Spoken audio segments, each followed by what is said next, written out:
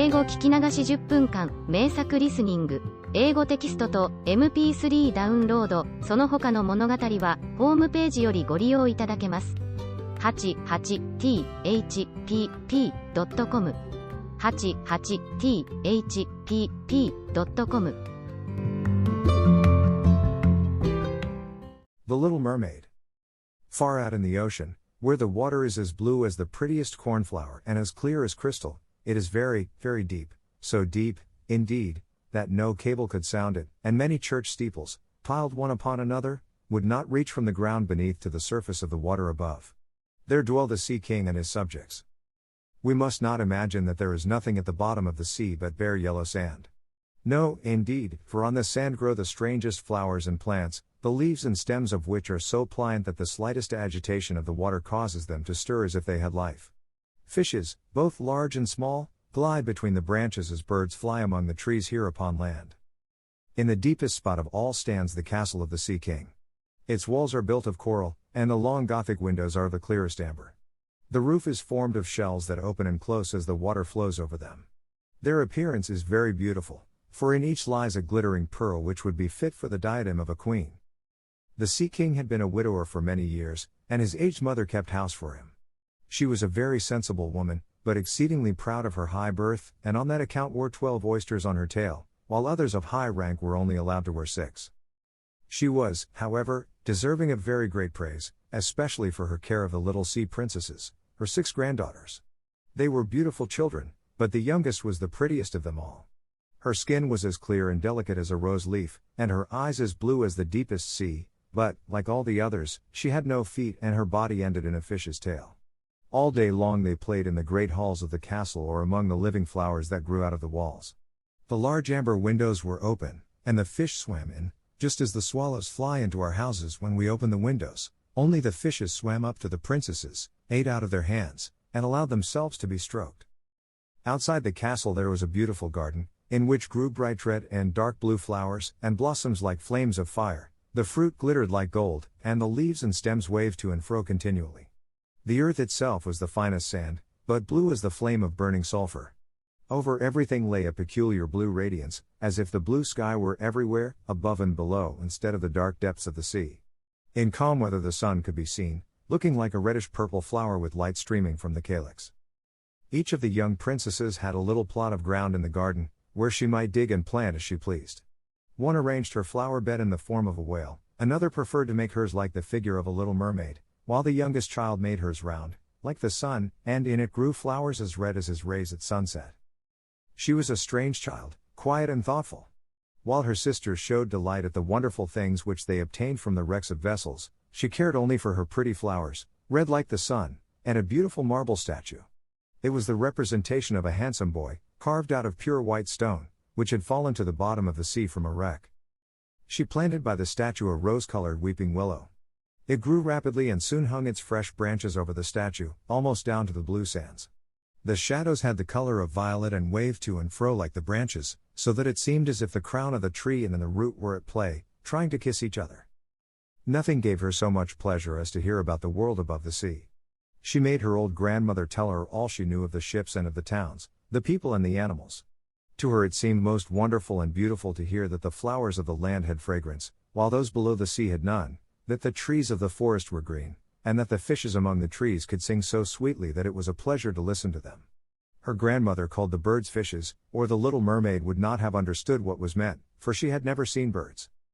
When you have reached your 15th year, said the grandmother, you will have permission to rise up out of the sea and sit on the rocks in the moonlight, while the great ships go sailing by. Then you will see both forests and towns. In the following year, one of the sisters would be 15, but as each was a year younger than the other, the youngest would have to wait 5 years before her turn came to rise up from the bottom of the ocean to see the earth as we do. However, each promised to tell the others what she saw on her first visit and what she thought was most beautiful. Their grandmother could not tell them enough, there were so many things about which they wanted to know. None of them longed so much for her turn to come as the youngest, she who had the longest time to wait and who was so quiet and thoughtful. Many nights she stood by the open window, looking up through the dark blue water and watching the fish as they splashed about with their fins and tails. She could see the moon and stars shining faintly, but through the water they looked larger than they do to our eyes. When something like a black cloud passed between her and them, she knew that it was either a whale swimming over her head, or a ship full of human beings who never imagined that a pretty little mermaid was standing beneath them, holding out her white hands towards the keel of their ship. At length the eldest was 15 and was allowed to rise to the surface of the ocean. When she returned she had hundreds of things to talk about. But the finest thing, she said, was to lie on a sand bank in the quiet moonlit sea, near the shore, gazing at the lights of the nearby town, that twinkled like hundreds of stars, and listening to the sounds of music, the noise of carriages, the voices of human beings, and the merry pealing of the bells in the church steeples. Because she could not go near all these wonderful things, she longed for them all the more. Oh, how eagerly did the youngest sister listen to all these descriptions. And afterwards, when she stood at the open window looking up through the dark blue water, she thought of the great city, with all its bustle and noise, and even fancied she could hear the sound of the church bells down in the depths of the sea. In another year the second sister received permission to rise to the surface of the water and to swim about where she pleased. She rose just as the sun was setting, and this, she said, was the most beautiful sight of all.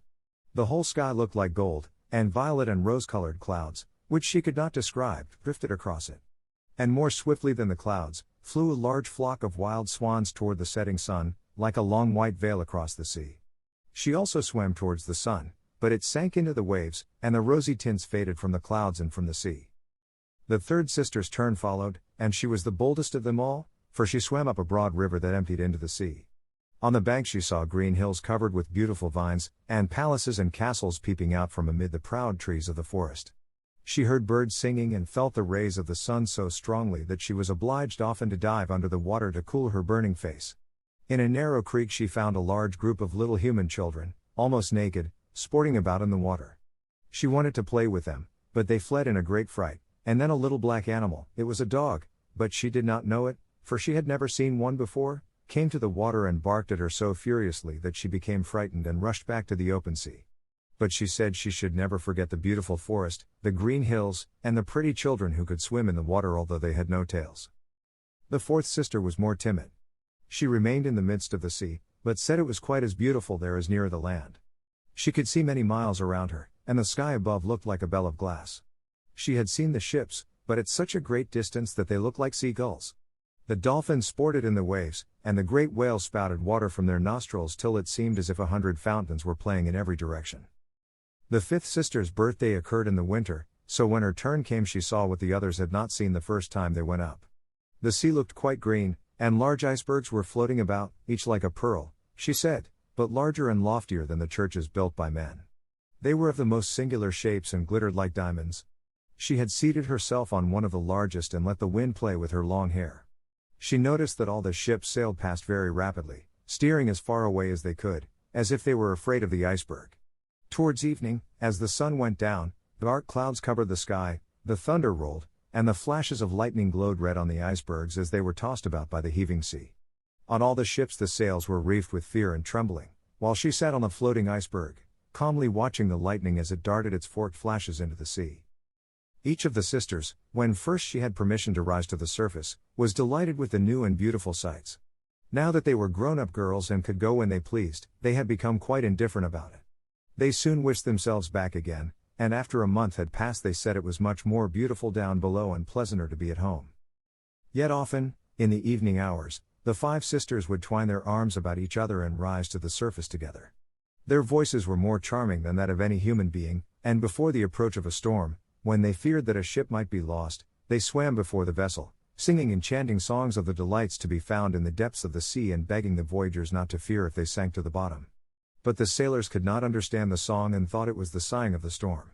These things were never beautiful to them, for if the ship sank, the men were drowned and their dead bodies alone reached the palace of the Sea King. When the sisters rose, arm in arm, through the water, their youngest sister would stand quite alone, looking after them, ready to cry, only, since mermaids have no tears, she suffered more acutely. "Oh, I'm but 15 years old," said she. "I know that I shall love the world up there, and all the people who live in it." At last she reached her 15th year. "Well, now you are grown up," said the old dowager, her grandmother. "Come, and let me adorn you like your sisters." And she placed in her hair a wreath of white lilies, of which every flower leaf was half a pearl. Then the old lady ordered 8 great oysters to attach themselves to the tail of the princess to show her high rank. But they hurt me so, said the little mermaid. Yes, I know, pride must suffer pain, replied the old lady. Oh, how gladly she would have shaken off all this grandeur and laid aside the heavy wreath. The red flowers in her own garden would have suited her much better. But she could not change herself, so she said farewell and rose as lightly as a bubble to the surface of the water. The sun had just set when she raised her head above the waves. The clouds were tinted with crimson and gold, and through the glimmering twilight beamed the evening star in all its beauty. The sea was calm, and the air mild and fresh. A large ship with 3 masts lay becalmed on the water, only one sail was set, for not a breeze stirred, and the sailors sat idle on deck or amidst the rigging. There was music and song on board, and as darkness came on, 100 colored lanterns were lighted, as if the flags of all nations waved in the air. The little mermaid swam close to the cabin windows, and now and then, as the waves lifted her up, she could look in through glass window panes and see a number of gaily dressed people. Among them, and the most beautiful of all, was a young prince with large, black eyes. He was 16 years of age, and his birthday was being celebrated with great display. The sailors were dancing on deck, and when the prince came out of the cabin, more than 100 rockets rose in the air, making it as bright as day. The little mermaid was so startled that she dived under water, and when she again stretched out her head, it looked as if all the stars of heaven were falling around her. 英語聞き流し10分間、名作リスニング。英語テキストと MP3 ダウンロード、その他の物語は、ホームページよりご利用いただけます。88thpp.com 88thpp.com